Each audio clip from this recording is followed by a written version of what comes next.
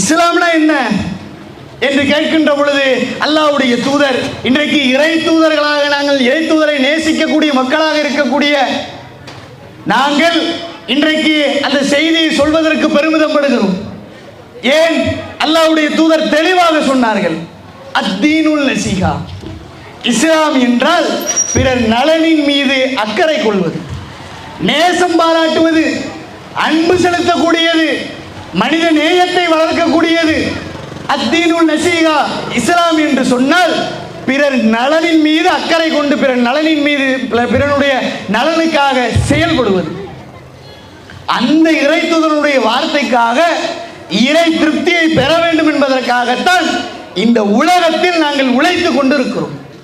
இதற்காக என்ன எதிர்ப்பு வந்தாலும் பிரச்சனை இல்லை, இதற்காக எப்படிப்பட்ட கஷ்டங்கள் சோதனைகள் வந்தாலும் பிரச்சனை இல்லை.